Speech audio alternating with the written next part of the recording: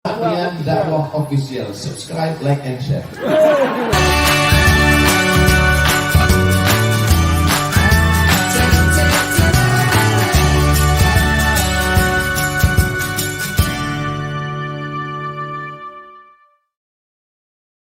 Warahmatullahi wabarakatuh. Alhamdulillah wassalatu wassalamu ala Rasulillah wa ala alihi wa sahbihi wa man tabi'ahu wa mawala. Jamaah fardu subuh yang dimuliakan Allah Subhanahu wa taala. Ada owner, pemilik hotel beserta keluarga hadir bersama kita.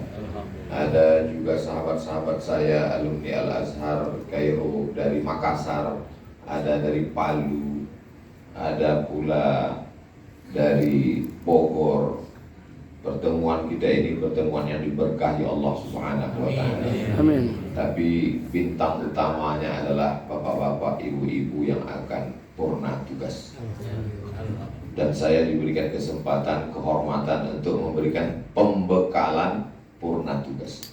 Jadi malam sudah kita bahas mindset, main otak, set, men-setting, mengatur, merubah cara pandang. Karena sebenarnya hidup ini adalah bagaimana kita cara memandang hidup. Tadi malam saya jelaskan bahwa purna tugas bukan akhir dari segalanya. Purna tugas bukan innalillahi wa inna ilaihi raji'un. Purna tugas bukan game is over, semua sudah selesai. Purna tugas hanyalah pindah pengabdian dari ruang kantor yang kecil menuju pengabdian yang lebih besar tanpa batas. Maka siapkan diri dan mental untuk beribadah yang lebih luas. Maka pada subuh ini kita bahas purna tugas adalah kesempatan untuk memperbaiki kualitas dan kuantitas ibadah. Alhamdulillah.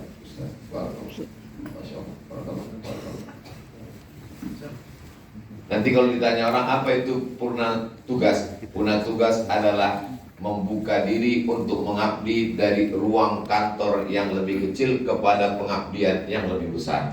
Apa itu purna tugas? Purna tugas subuh ini kita bahas kesempatan yang diberikan Allah untuk memperbaiki kualitas dan kuantitas ibadah mahdoh. Yang dulu ketika masih tugas sibuk dengan laporan, sedang sholat pun kadang ingat atasan, sedang sholat Allahu Akbar yang di mulut, Assalamualaikum ayuhan nabiyyu di mulut yang mestinya ingat Rasul tapi malah ingat kepala dinas, kepala badan, kepala kantor. Berapa kali wudhu sholat zuhur dipakai untuk sholat asar, bukan karena hebatnya menjaga wudhu, tapi karena zuhurnya jam 3. Sampai-sampai panitia pengurus masjid heran bertanya, Bu, Pak, azan asar belum? Mohon maaf dek, ini memang sholat zuhur. Berapa banyak terlambat masuk masjid, masbuk di rakaat keempat, hampir saja imam salam di situ maju masuk ke dalam masjid, tapi justru keluarnya yang pertama sebelum zikir dan doa. Ya Allah. Jadi inilah kesempatan untuk memperbaiki. Yang pertama adalah kuantitas ibadah. Jadi amat sangat banyak kesempatan. Selama ini sibuk keluar kota, lembur, rapat pagi, itu meeting, healing, segala macam, tidak sempat untuk melaksanakan ibadah-ibadah sunnah. Selesai rapat kantor luar kota jam 12, jam 1. Lalu kemudian paginya nanti mesti siap-siap lagi. Akhirnya tak sempat tahajud. Maka purna tugas kesempatan untuk sholat malam. Waktu sholli billaili wan nasu niyam, bangunlah ketika orang tidur lelap, laksanakan sholat malam. Ada jam waker yang bisa membangunkan kita. TV juga bisa di setel. Tidak lagi ada alasan kalau orang zaman dulu menunggu ayam berkokok, ternyata ayam pun kesiangan juga sekarang.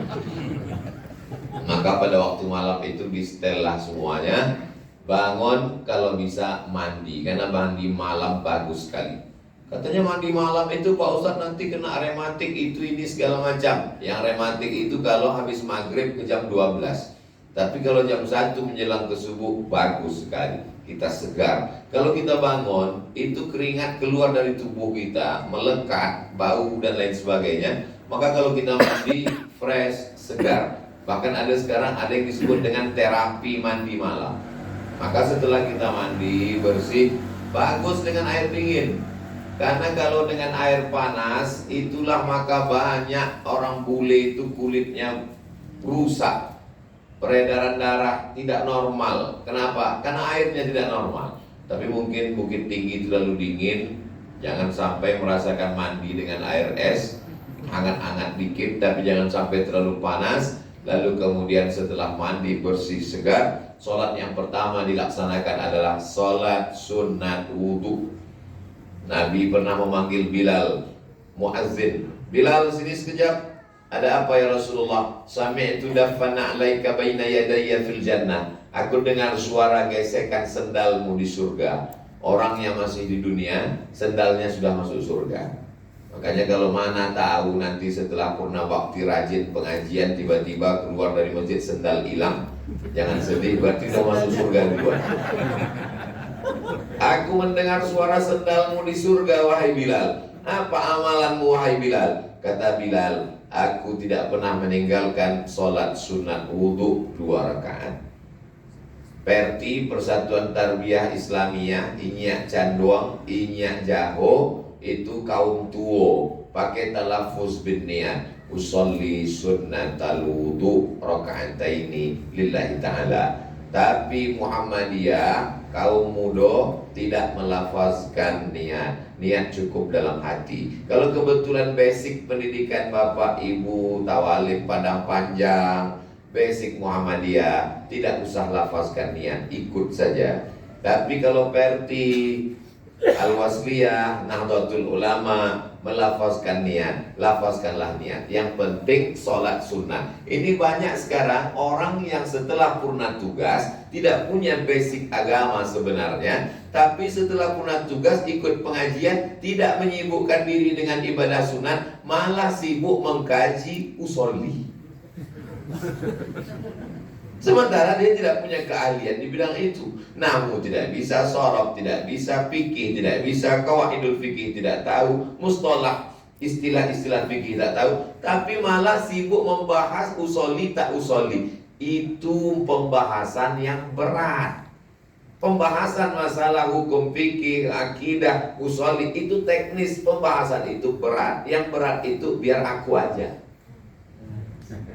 Ibu tinggal, bapak tinggal pilih. Kalau mau pakai usolli, pakai usolli. Tidak pakai usolli, tidak pakai usolli. Dua-duanya ijtihad ulama, dua-duanya baik. Jadi kalau kebetulan basic pendidikannya adalah kaum tua, usolli sunnatal wudhu raka'ataini lillahi ta'ala. Saya tidak dididik pakai itu Pak Ustaz. Ya tidak usah, tidak apa-apa.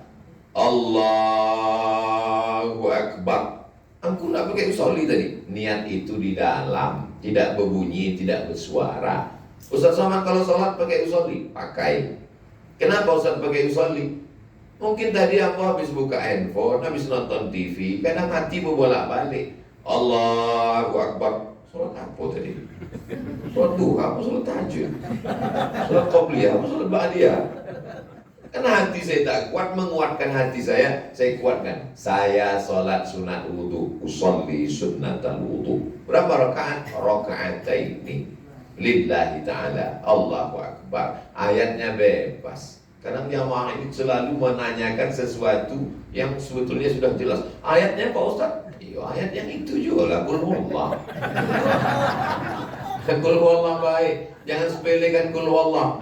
Ada sahabat Nabi sholat dari mulai ba'da isya sampai subuh, tahajud sepanjang malam, ayatnya tidak ganti-ganti. Qul huwallah terus. Diadukan ke Nabi, ya Rasulullah, ini ada sahabat aneh, satu malam sholat ayatnya qul huwallah tak ganti-ganti. Kata Nabi, innaha la ta'dilu sulusal Quran. Itulah orang yang membaca satu surat sama dengan sepertiga Al-Quran, maka bolak-balik membaca qul huwallah, bolak-balik khatam Al-Quran. Nah, ini dalil bagi ibu bapak yang susah menghafal ayat lain. Mak dari tadi kul huwallah saja ambo dana. Mengapa membaca ayat kul huwallah saja? Ambo sebenarnya hafal ayat nan lain tapi iko fadilah keutamaannya luar biasa kecil Ustaz Somad di Bandung. Tidak apa-apa kul huwallah terus. Lalu kemudian setelah salam, sholat sunat taubat. Karena kita banyak silap dan salah dosa kita. Usolli sunnat taubat rakaataini lillahi ta'ala.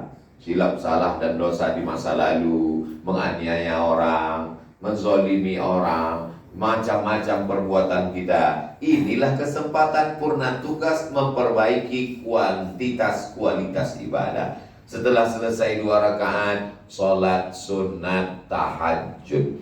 Sholat sunat tahajud yang paling afdal 8 rakaat. Tapi kalau dilaksanakan lebih daripada itu boleh. Imam yang paling tua Hanafi, nomor 2 Maliki, nomor 3 Syafi'i, nomor 4 Hambali. Imam Ahmad bin Hambal nama lengkapnya meninggal tahun 241 Hijrah di Baghdad, Irak. Imam Ahmad bin Hambal punya anak namanya Abdullah bin Ahmad bin Hambal. Abdullah pernah ditanya orang, "Kau anak Imam Ahmad bin Hambal?" "Betul." "Bagaimana sholat ayahmu?" "Ayah saya sholat sehari semalam salasami'ati rakaat, 300 rakaat."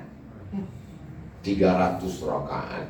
Kemudian dia difitnah oleh Mu'tazilah, masuk penjara. Jadi Imam Ahmad bin Hambal pernah masuk penjara. Di dalam penjara disiksa, dicambuk, dipukul, tak bisa tegak berdiri. Keluar dari penjara 150 rakaat. Kita kalau bisa nanti kita meninggal ditanya oleh tetangga anak kita, apa angku dulu? Ayah kamu dulu bagaimana?" "Ayah ambo waktu masih tugas 150 rakaat. Sesudah purna tugas 300 rakaat." Dan sampai anak cucu kita ditanya orang, "Gimana bapak kamu dulu?" "Ibadahnya biasa aja, tapi duduk di depan TV sinetronnya luar biasa." Tidak ada baiknya sinetron ini. Memperbaiki kualitas ibadah, sinetron hanya membuat emosi kita tidak stabil. Kita sudah lanjut usia, kemarahan kita memuncak, dipancingnya dengan cerita-cerita, ditambah lagi dengan infotainment pagi, infotainment siang, infotainment malam. Otak kita habis diperas untuk memikirkan anak orang, bini orang, laki orang. Habis semuanya. Kapan lagi kita untuk memperbaiki ibadah? Lalu kemudian setelah sholat sunat tahajud, sebelum witir sholat sunat hajat. Kenapa hajat tadi tidak di awal? Sama seperti kita bertamu ke rumah Pak Wali Kota, Gubernur, Pak Menteri, Direktur. Tentu kita berbahasa basi dulu, bercerita, oleh-oleh dan lain sebagainya. Barulah hajat. Tidak mungkin ujuk-ujuk tiba-tiba tak ada babi bu langsung saja hajat. Tidak. Berdoa dulu, lalu kemudian hajat. Apa hajat-hajat kita? Ambo sudah purna tugas, kok tidak banyak hajat lah ibu ya. Tentu hajat anak-anak kita, hajat cucu-cucu, hajat dunia, hajat akhirat. Sholat sunat 2 rakaat juga sholat sunat hajat. Niatkan apa hajat dalam hati? 2 rakaat. Ayatnya Pak Ustaz, kulhu 7 lah ya.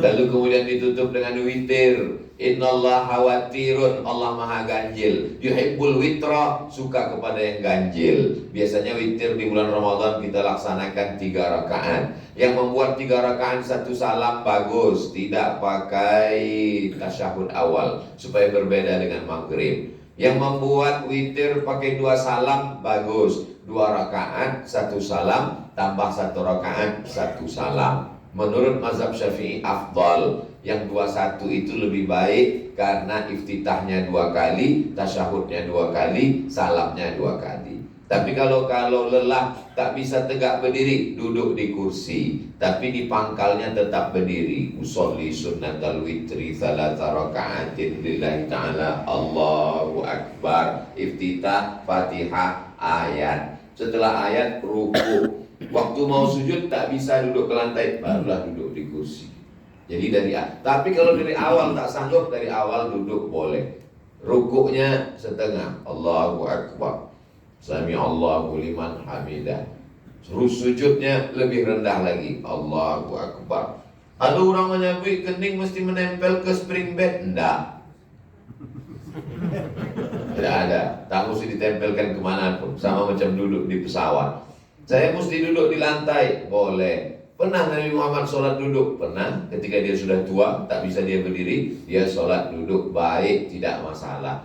Lalu kemudian setelah selesai itu menunggu azan subuh. Yang paling afdal adalah wabil asharihum yastaghfirun. Menjelang azan subuh, menunggu azan subuh berkumandang, bagus banyak-banyak istighfar. Astaghfirullahalazim, astaghfirullahalazim, astaghfirullahalazim, astaghfirullahalazim. Ini kalau satu kali lalu 20. 1, 2, 3, 4, 5, 6, 7, 8, 9, 10, 11, 12, 13, 14, 15, 16, 17, 18, 19, 20. Bagi yang tak bertasbih.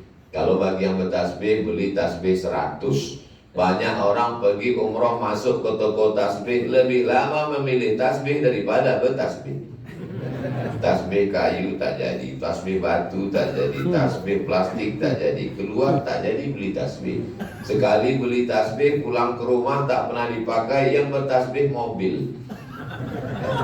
Judulnya ketika mobil bertasbih, digantung di mobil kaca spion. Purna tugas adalah merubah. Waktu tugas yang bertasbih mobil, setelah purna tugas Oto kini angku pensiun ambo bertasbih gini.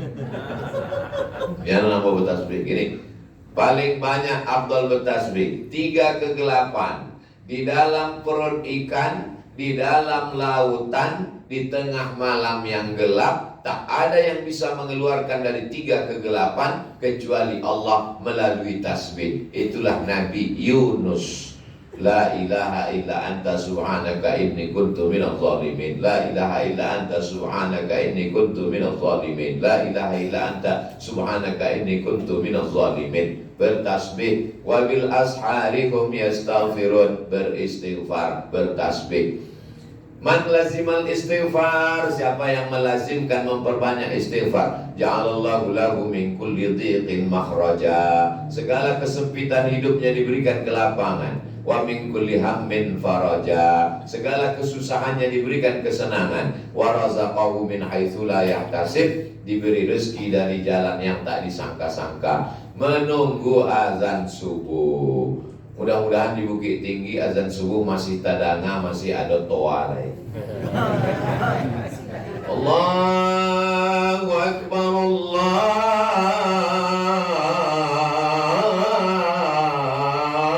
Akbar. Kalau tidak lagi ada toa berkumandang, maka handphone kita insya Allah berbunyi. Karena handphonenya sekarang namanya smartphone. Handphone yang cerdas. Tahu dia waktu sholat.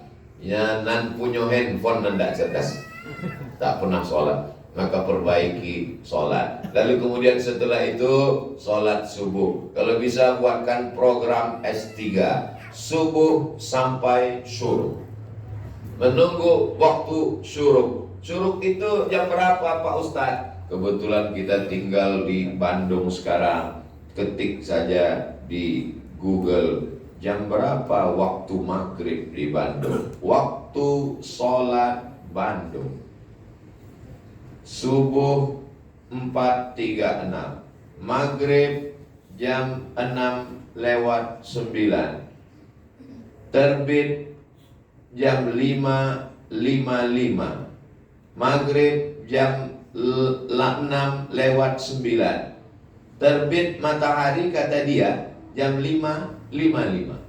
Tidak boleh sholat ketika terbit matahari. Karena ketika terbit matahari bulan, matahari itu bulan terbit, datang setan menghampiri, maka menjadi yang disebut dengan waktu qarnai syaitan, waktu tanduk setan. Jam 5.55 terbit matahari di Bandung. Tak boleh kita sholat sunat.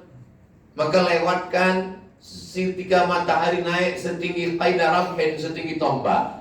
Matahari naik setinggi tombak diukur menurut ilmu astronomi, maka sesungguhnya setinggi tombak itu adalah 12 menit. Lewat dikit, lengkapkanlah 15 biar mudah. 12, 13, 14, 15. Maka secara teori jam 5.55 tambah 15. Berapa itu? 6, 10. Hah? 6, 10. 5, 5 tambah 15, 6, 10. Payah kami mengingat teorinya itu Pak Ustaz. Nengok matahari terbit jam berapa lagi, tambah 15 lagi. Mudah saja. Jam berapa maghrib, itulah waktu boleh sholat sunat isyraq. Nah, maghrib di Bandung jam berapa? Maghrib Bandung jam 6 lewat 9. Jadi teori tadi pas. Jam 5.55 tambah 15 sama dengan 6, 10. Tapi itu 6, 9. Ayo semenit 2 menit awal lah kawan lampau. Jangan narkoba. Nah, oleh sebab itu maka 6, 10. Jadi dimanapun nanti Bapak Ibu tinggal Bukit Tinggi, tinggal ketik saja waktu sholat Bukit Tinggi. Lalu kemudian nampak, oh maghribnya jam 6.25, berarti kita sudah boleh sholat sunat isyraq jam 6.25. Nanti kita boleh sholat sunat isyraq jam 6 lewat 10. Buat program, usulkan nanti ke masjid, pengurus masjid, bah kalau awak gue nama programnya S3. Apa itu? Subuh sampai syuruk. Oh, ibu baru ditinggal di sini. Dah, aku udah kayak sibuk rumah. Kok nggak pernah kan? Aku sibuk kini baru pernah tugas kok. Jangan sampai orang masjid tahu kita di situ setelah mati, disolatkan jenazah. Di sini kau tinggal. Iyo. Bisa kok di Padang Panjang di sini. Nggak baik yang dimuliakan Allah Subhanahu Wa Taala. Lalu kemudian sholat tahiyatul masjid. Kalau masuk masjid, tadi kami masuk ke dalam tahiyatul masjid dulu. Setiap masjid akan bersaksi di hadapan Allah, si fulan pernah sholat tahiyatul masjid di sini. Sholat sunat di Masjidil Haram, sholat sunat di Masjid Nabawi, sholat tahiyatul masjid di Masjid Hasan II di Maroko, sholat sunat semua, termasuklah musola. Pak Haji kau akan bersaksi di hadapan Allah bahwa kita pernah sholat sunat tahiyatul masjid. Itu masjid apa musola? Musola. Pak Ustadz, bagaimana kalau kita masuk ke musola, ke surau, ke langgar? Tetap tahiyatul masjid. Karena sebetulnya di dalam Islam cuma ada dua, masjid dan masjid jami. Kalau ada sholat Jumatnya namanya masjid jami. Tapi kalau tidak ada sholat Jumatnya namanya masjid saja. Tapi ditampe awak disabi dengan surau. Tapi jangan dek surau usolli sunnatan tahiyatul surau. Tetap tahiyatul masjid. Karena sesungguhnya kalau ada sholat 5 waktu, subuh, zuhur, asar, maghrib, isya, maka dia sholat sunat. Dia disebut dengan masjid. Hanya saja tempat kita menjadi 7: surau, langgar, musola, masjid agung, masjid raya, masjid gadang, masjid Islamic Center, masjid jami. Banyak betul. Yang dalam fikih sebenarnya hanya 2, masjid dan masjid jami. Maka di dalam dilaksanakan tahiyatul masjid. Qabliyah jangan sampai lupa. Man shalla isnatai asyarata raka'ah, siapa yang sholat 12 rakaat, bunyalahu bihinna baitun fil jannah, dibangunkan untuknya satu tempat di surga. Booking tempat dengan sholat sunat rawatib 12 rakaat. 2 rakaat sebelum subuh, 4 rakaat sebelum zuhur, 2 rakaat setelah zuhur, 2 rakaat setelah maghrib, 2 rakaat setelah isya. Aku ulang sekali lagi. 2 rakaat sebelum subuh, 4 rakaat sebelum zuhur, 2 rakaat setelah zuhur, 2 rakaat setelah maghrib, 2 rakaat setelah isya. Lalu bagaimana dengan yang 6 rakaat? 2 rakaat sebelum maghrib, 2 rakaat sebelum isya, 2 rakaat sebelum asar. Ini sholat sunat rawatib tapi tidak muakkad, baik dilaksanakan. 6 rakaat, 2 rakaat sebelum maghrib, 2 rakaat sebelum isya, 2 rakaat sebelum asar. Ini kita perbaiki. Yang selama ini tak sempat sholat sunat. Ini kuantitas jumlah, tapi ada kualitas. Jangan kuantitas bagus tapi ditengok isi kosong. Gara-gara sholat sunatnya mau cepat mau banyak, Sampai-sampai bacaan itu tak jelas bunyinya, macam orang lidahnya panas kena tahu mendoan. Rabbil firli warhamni wajburni warfa'ni warzuqni wahdini wa'afini wa'fu anni. Usahakan satu napas satu ayat itu membantu kekhusyuan, kata Syekh Ali Jum'ah. Bismillahirrahmanirrahim. Alhamdulillahirrahmanirrahim. Ar-Rahman Malik Yawmiddin. Ternyata nafas juga membantu kekhusyuan. Yang selama ini waktu masih aktif kerja, Fatihah, Iftitah, ayat satu nafas.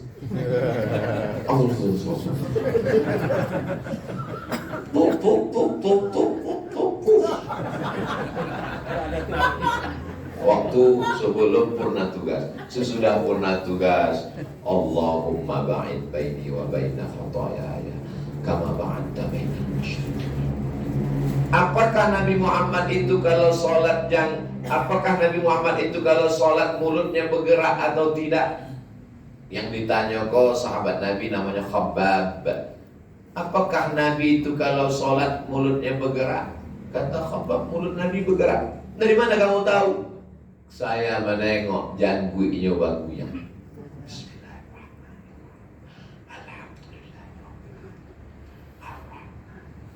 Banyak sekarang orang sholat mulutnya tak buyar. Diam. Tiba-tiba salah. Kenapa tidak bisa? Maka ini membantu. Nafas dengan mulut bergerak, tapi membacanya tidak sampai kedengaran talingo kawan sebelah. Hanya sekedar hamsah. Hamsah itu di agak-agak awak surang nama nada. Bismillahirrahmanirrahim. Ada puluh kurang deh. Bismillahirrahmanirrahim. Alhamdulillah. Kurang. Kalau sampai orang sebelah mendengar dua gandang. Kalau ndak inyo baru belajar nyepakat. Alhamdulillah. Sebab itu kita baca ini dengan pelan. Bismillahirrahmanirrahim. Qul lam yalid walam. Assalamualaikum. Saya lo kawan, kebetulan sama-sama purna kakek lo rumah di masa aja kan. Mau angkul hujur. Sama guru aku bisa somat juga. Sama kemudian tamu juga. Jangan duduk dake kawan dake di masa aja. Sahuan awak kalau ada kawan dake ke masa aja jangan duduk dake. Sebab apa? Orang tua kalau sudah duduk di dekat di masjid dengan kawan berubah jadi anak-anak. Tasbih lah dipegang, Quran duduk dekat. Aku selalu. Jadi kalau nak masuk masjid nampak agak oh di situ kan asiko. Jadi orang yang belum terlalu kenal itu kita ambo pun kadang kalau udah kayak sama kawan. Tidak salah, tapi waktu kita ini tak panjang. Tidak salah, kita masih bisa senyum, bersenda gurau, ketawa, itu menunjukkan masih sehat. Ulama yang paling tua sekarang, Kiai Haji Ali Yafi. Wah, 95 atau 90 berapa? Saya datang ke rumah beliau. Jadi dia datang, kita serius karena saya tahu, ambo masih ketek dulu, Kiai Haji Ali Yafi sudah tua. Saya datang silaturahim, saya tanya, Pak Kiai, gimana supaya hidup kita? Aku tanya lah serius berkualitas. Keceknya kalau aku masih bisa galak, masih hidup lah. Berarti kita masih sehat. Jadi kalau bapak masih bersenda gurau, tapi waktu singkat di masjid itu kalau bisa berkualitas. Tasbih, kalimatani, dua kalimat, khafifatani alal lisan, ringan di lidah, saqilatani fil mizan, berat pada timbangan amal, habibatani ila rahman, disayangi Allah. Tasbih, subhanallah wa bihamdihi, subhanallahil azim, subhanallah wa bihamdihi, subhanallahil azim, subhanallah wa bihamdihi, subhanallahil azim. Semakin kita tua, semakin bertambah usia, semakin pikiran kita ini tidak lagi fokus, ngomong kita semakin banyak, tidak beraturan dan berulang-ulang macam CD rusak. Lama hidup banyak dirasa, jauh berjalan banyak ditengok, lama jadi ustadz banyak yang curhat. Ibu bapak jangan tersinggung. Ambo banyak menemui jamaah yang tua. Kalau kita duduk, dia bercerita berulang-ulang sampai kisah itu diulangnya yang dari tadi itu juga.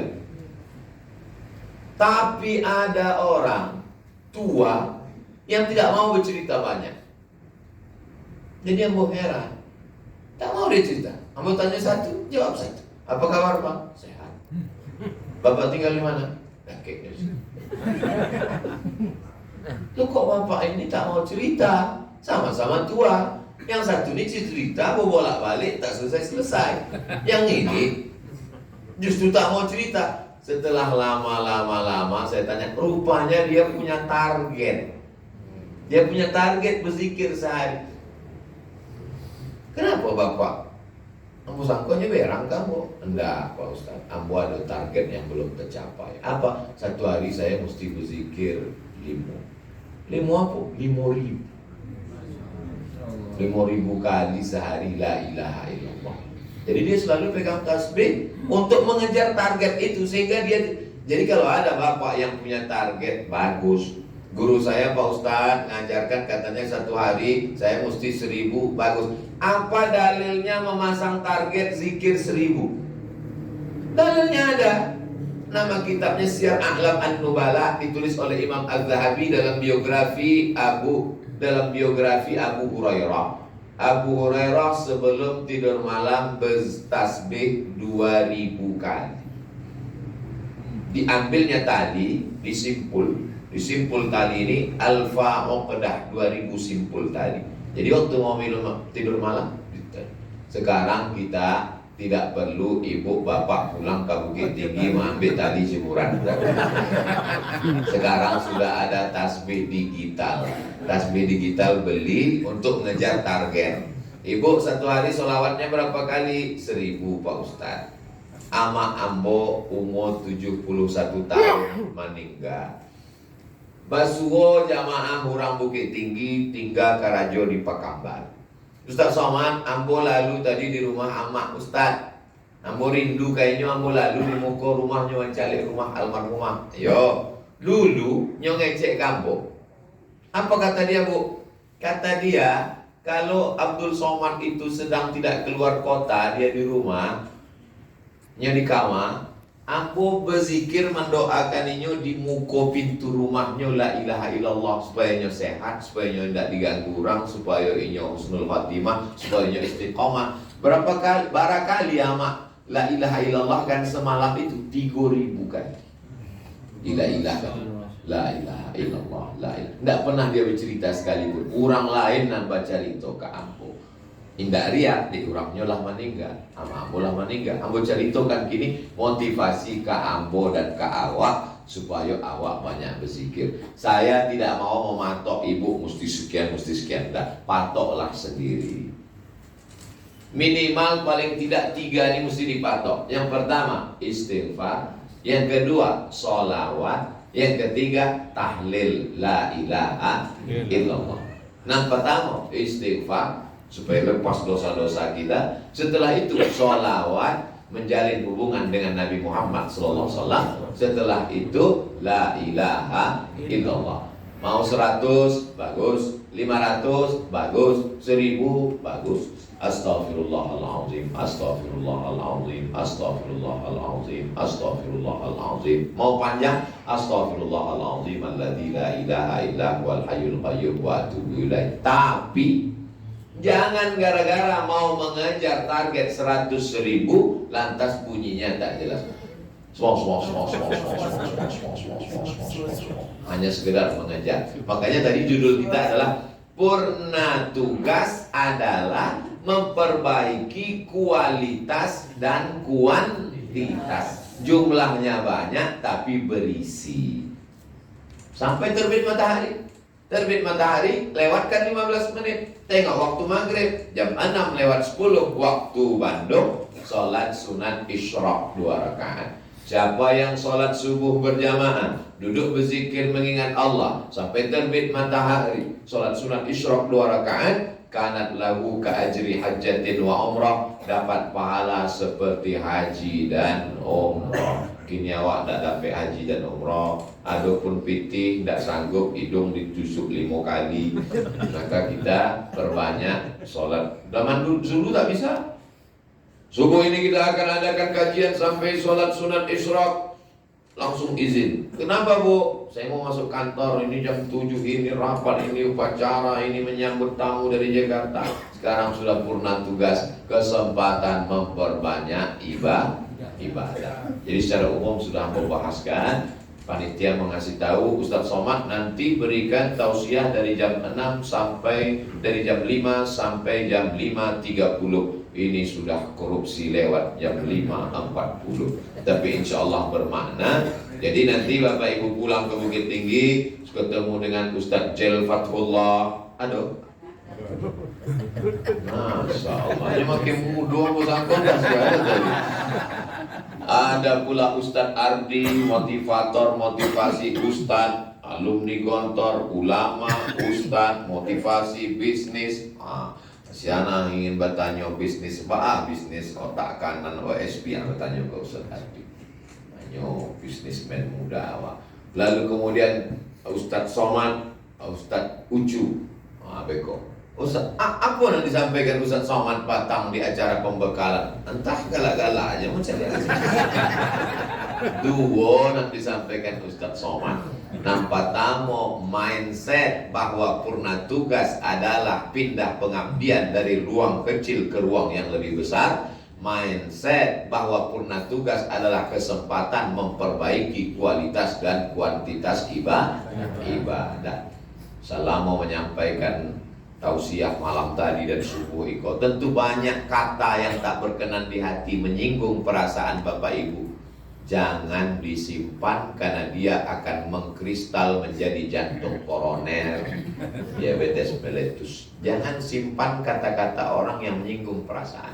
Lepaskan, hilangkan, hapuskan, leburkan seperti garam masuk ke air panas, cair dengan istighfar dan sholawat serta la ilaha illallah.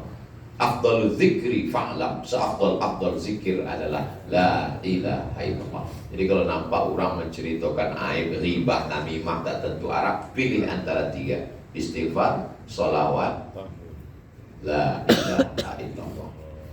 Ada seorang ulama dari Maroko, namanya Imam Al-Jazuli.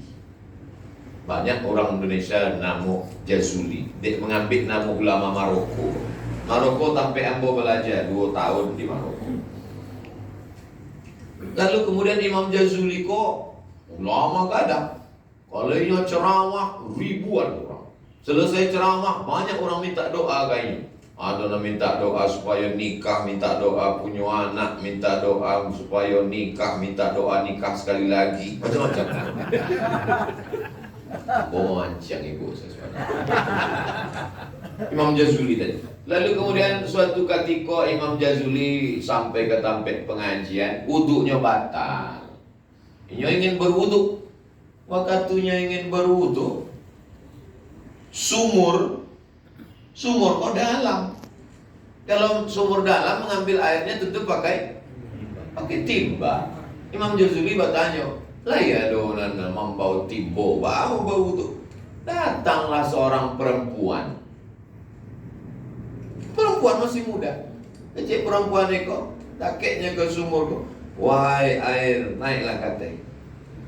Naik air tu kate. Malunya Imam Jazuli. Inyonan ulama gadang, inyonan disabi orang doanya makbul, banyak orang minta doa. Tiba-tiba nan doanya makbul, air sumur bisa naik kate seorang perempuan. Malu Imam Jazuli. Inyo pun berwuduk dengan air tadi. Selasa itu bertanyonya kepada Dusi tadi. Apa amalan kamu sampai air itu naik kate? Katanya, ambo ndak ada, ambo bukan ulama. Jadi apa amalnya? Banyak-banyak bersolawat. Allahumma sholli ala sayyidina Muhammad wa ala ali sayyidina Muhammad. Jadi amal ambo ndak banyak, cuma banyak bersolawat.